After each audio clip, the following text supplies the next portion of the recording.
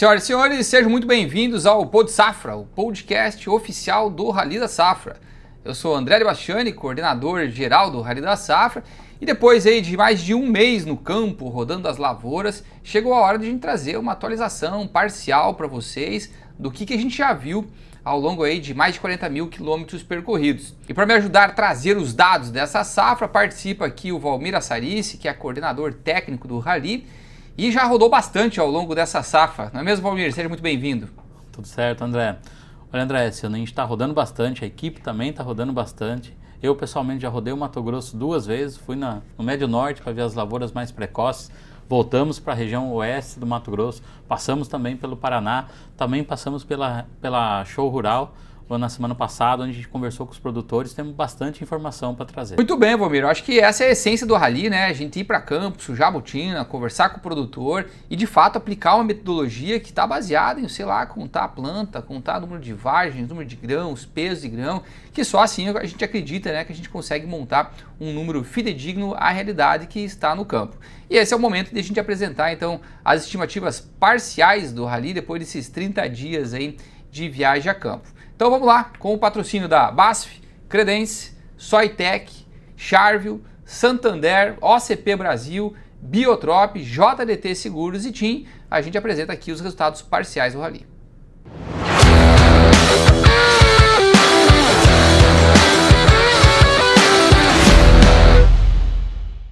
Bom, agora sim, vamos lá então, Valmir, vamos começar a nossa apresentação aqui e trazendo um pouco para o pessoal aqui qual que é o momento do Rally. Nós estamos com praticamente 50% dessa etapa soja já realizada no campo, então foram 39 dias de trabalho de campo, 10 equipes das 17 equipes de soja, que são 23 ao total, se a gente colocar a equipe de milho também. Tivemos aí mais de 35 técnicos envolvidos nas avaliações de campo, mais de 120 profissionais que interagiram já com o Rally, seja toda a nossa equipe de técnicos de campos, mas nossa equipe de comunicação, a equipe dos nossos patrocinadores, que está participando também, então é bastante gente que trabalha no projeto. 6 estados visitados, quase 40 mil quilômetros percorridos, já fizemos 1000 lavouras, Valmir, então o nosso recorde é provável que a gente bata também em termos de avaliação. Fizemos já 3 palestras nas participações nas feiras que a gente esteve, um evento especial de divulgação, mas esse estamos fazendo agora com vocês aqui, e daí tem todo um trabalho aqui de comunicação que a gente sempre faz questão de ressaltar, porque o objetivo do Rally é ir no campo, coletar as informações, mas ao mesmo tempo tornar essas informações públicas, né? Então são mais de 170 mil seguidores, mais de 5 milhões de visualizações dos materiais que a gente elaborou, mais de 14 envio de newsletters para os nossos seguidores, 133 matérias na imprensa e aí 700 conteúdos publicados nas nossas redes. Então isso aqui acho que dá um pouco da dimensão do que o Rally é, do que a gente fez até agora e também coloca aqui o desafio do que a gente tem pela frente, né? Estamos só na metade da etapa soja, então tem muita coisa para a gente rodar, muita avaliação para a gente realizar, mas era importante nesse momento a gente trazer uma atualização para vocês. André, acho que faltou uma estatística bem importante ali. Os dias de chuva. Acho que a gente já percorreu uma boa parte desses 39 dias embaixo de chuva. Verdade, Valmir, muito bem lembrado. E é provável aí que desses 39 dias aí, uns 30 pelo menos aí for debaixo de chuva, mas muito porque a gente focou essa metade do Rally a percorrer o centro-norte do Brasil, né? Que é onde choveu mais.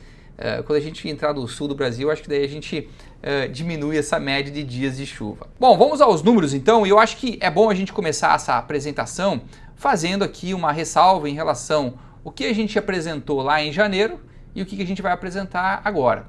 E o que não muda é que essa continua sendo uma safra recorde em termos de produção. Nós trouxemos esse tema para vocês aqui quando a gente fez o lançamento do Rally e de fato continua sendo uma safra muito grande que a gente tem para colher no campo. Agora, de janeiro para cá, nós temos uma mudança de 11,2 milhões de toneladas quando a gente trata os estados individualmente. Agora, quando a gente olha para o Brasil como um todo, a gente vai ver uma mudança muito pequena no resultado final. E daí que eu tenho 2 gráficos que ilustram isso daqui. Primeiro, eu trabalho aqui as mudanças que a gente tem em termos de produção em cada um dos estados. Depois a gente vai falar de cada um deles, mas como vocês podem ver aqui, ó, de janeiro para agora, Mato Grosso está colocando 2,7 milhões de toneladas, Goiás está colocando mais 800 mil toneladas, Mapito mais 500 mil e assim por diante. Então, os estados que a gente fez revisões positivas estão colocando aí 5 milhões de toneladas a mais da nossa estimativa de janeiro. Por outro lado, a gente tem outros estados que estão tirando produção.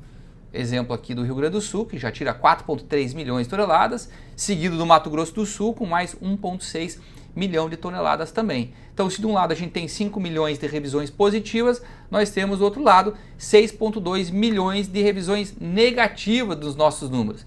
Então, assim, Valmir, dá para dizer que mudou muita coisa, mas no final das contas não mudou muito, porque a estimativa de produção, que antes estava em 172,4 milhões de toneladas, está agora em 171,3 milhões de toneladas. Então, ainda assim, é uma safra muito grande, mas que é importante a gente contar essa historinha do que aconteceu de janeiro para cá, para a gente ter uma mudança tão grande dentro dos estados.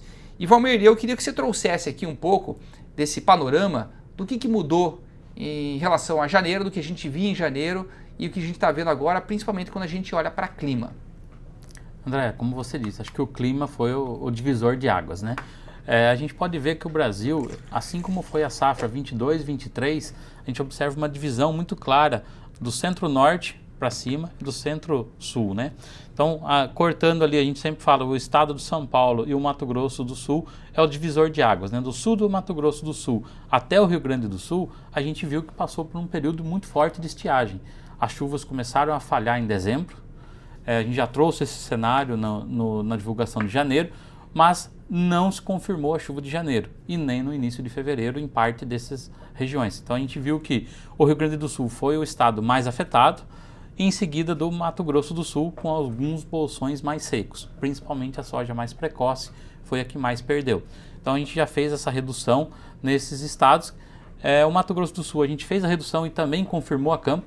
A gente já viu lá que tem menos planta por hectare, a população de plantas foi afetado o peso e foi afetado também o número de grãos por planta. Então é uma redução geral no estado, assim como a gente também crê que a gente vai ver isso no Rio Grande do Sul.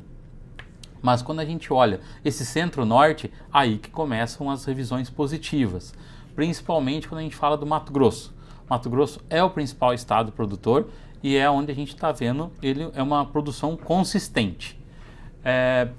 Uma safra muito boa, um bom controle de pragas e doenças, e o que chama atenção nesses estados que a gente já percorreu é stand e grãos por planta. Então, o Mato Grosso, a gente vê um recorde de grãos por planta e um bom stand e um bom peso. Quando a gente tem fatores positivos, a gente vai para uma safra recorde. Agora, quando a gente trouxe aqui os resultados de janeiro, a gente já falava que eram regiões que tinham passado por um período aqui de desenvolvimento vegetativo com condições climáticas muito boas e claro, né, conforme vai andando de janeiro, as plantas ainda estão enchendo o grão e é importante também a condição climática favorável.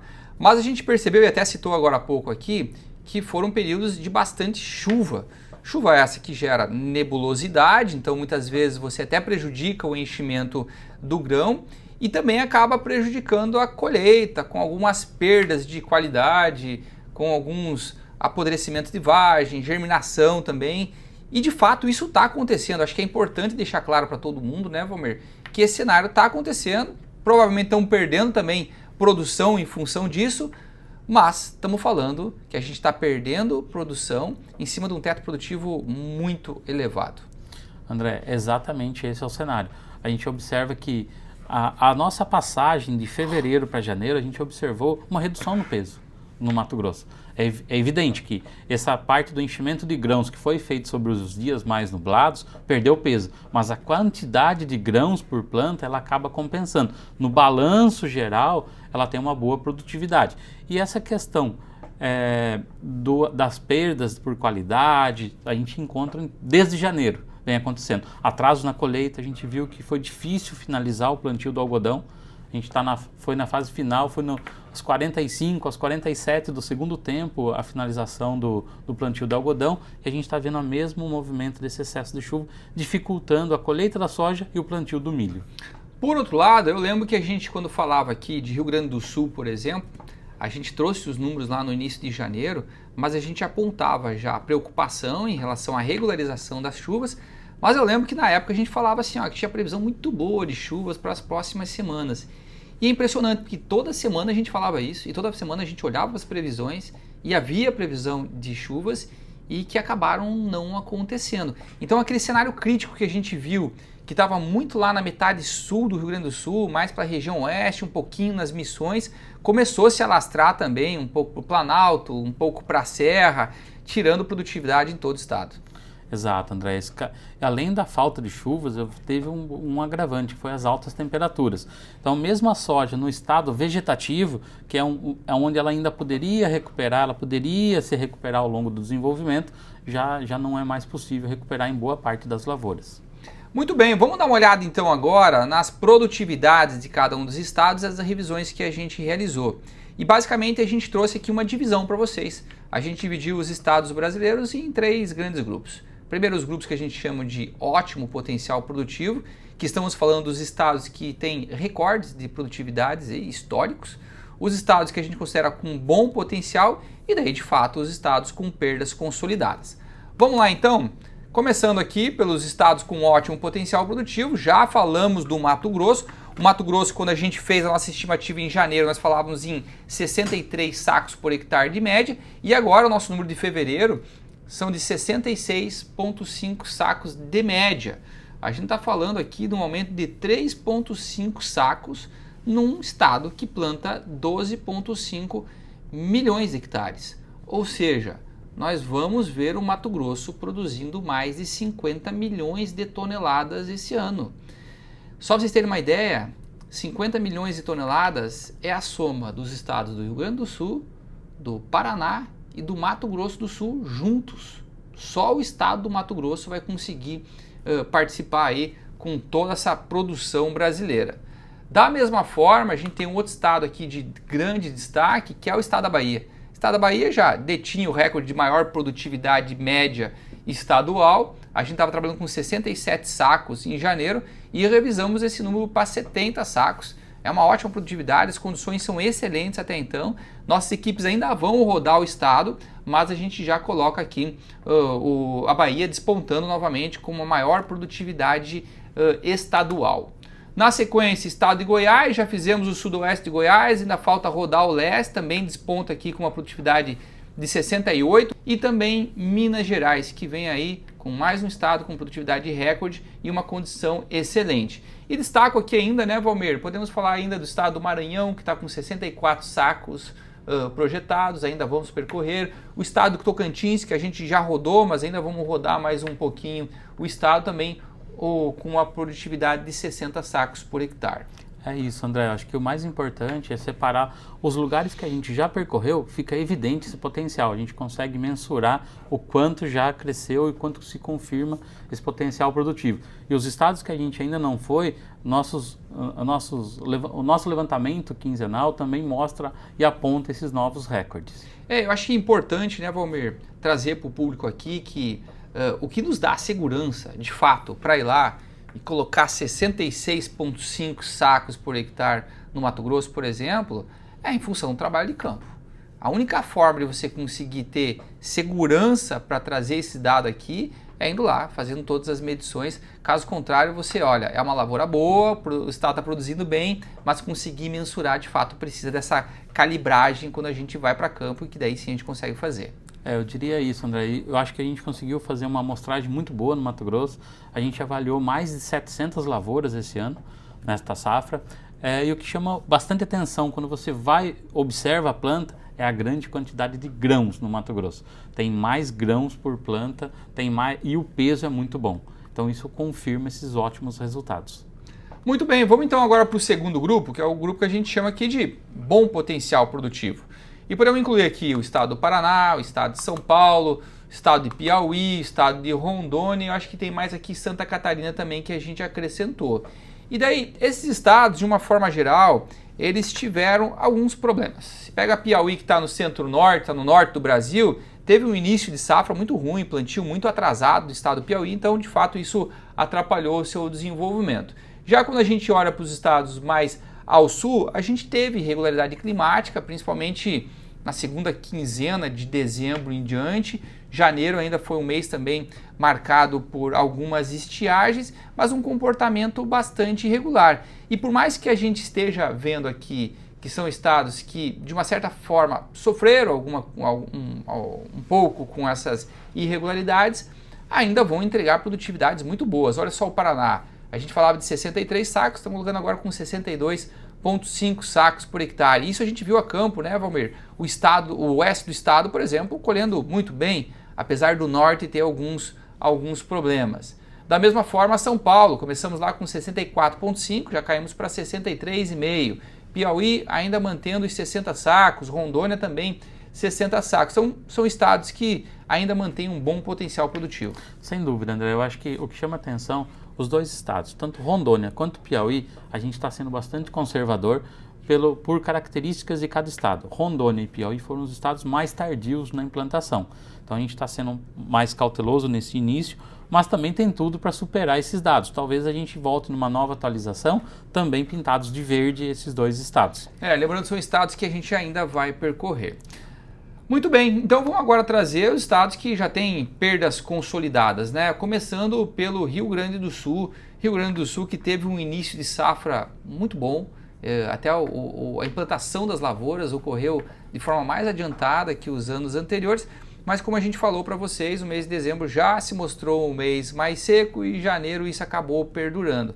Então aquele potencial produtivo que a gente tinha até anteriormente, né, que era acima de 53 sacos, caiu para os 49 e nos nossos levantamentos quinzenais foi caindo, tanto é que a gente chega agora para 39 sacos por hectare de média, de estimativa para o estado. E da mesma forma, o estado do Mato Grosso do Sul, que a gente começou com um potencial acima de 56 sacos, a gente já reduziu isso aí para 49,5 sacos por hectare. André, é importante salientar que tem diferenças entre esses dois estados. O Mato Grosso do Sul ele já está com um número um pouco mais consolidado, já está na parte final da colheita avançando, e o Rio Grande do Sul ainda precisa de chuva para completar o desenvolvimento. A gente precisa de chuva em fevereiro, a gente precisa de chuva em março. O lado bom é que as chuvas retornaram. Nessa semana voltou a chover de forma geral para o estado e a gente espera que continue assim nos meses de fevereiro e março. Mas também não só de notícias ruins vive o Rio Grande do Sul. Se a gente pensar no milho verão, a gente está falando em recorde de produtividade, que o milho foi plantado mais cedo e não pegou esse período seco. Muito bem, vamos então consolidar os dados aqui. A gente tem para o Brasil então uma produtividade média de 60 sacos por hectare, e quando a gente considera uma área de 47,6 bilhões de hectares, daí se vocês lembrarem aqui, a gente vinha trabalhando com 47,5, fizemos uma revisão já com os dados atualizados do Crop Data, que é a nossa ferramenta de análise de imagem de área plantada por satélite, então já temos uma pequena correção e com isso a gente vai para uma produção de 171,3 milhões de toneladas, 10% acima do que a gente alcançou no ano passado. Agora, é importante ressaltar mais uma vez, nós estamos apenas na metade do rally dessa etapa soja. Tem muita região para a gente percorrer aí, muitos dados para a gente consolidar e para a gente fechar esses números. Então a gente queria trazer essa atualização, que eu achei importante, porque muita coisa mudou entre os estados, mas ainda a gente tem muita coisa para avaliar ainda até chegar numa estimativa final de produção para vocês. Bom, então assim a gente encerra mais uma divulgação de dados do rally, lembrando que essa é uma divulgação parcial, a gente ainda tem mais de metade da etapa soja para percorrer, mas a gente achou importante trazer aqui os dados parciais para vocês acompanharem melhor o que está acontecendo em cada um dos estados. Quem ainda não baixou a apresentação, o QR Code está disponível de novo na tela para vocês terem acesso a todas as informações. Valmir, muito obrigado aí pela tua participação e até a próxima. Eu que agradeço, André, e nos acompanhe aí que a gente vai trazer mais coisas ao longo de março. Valeu, pessoal, grande abraço.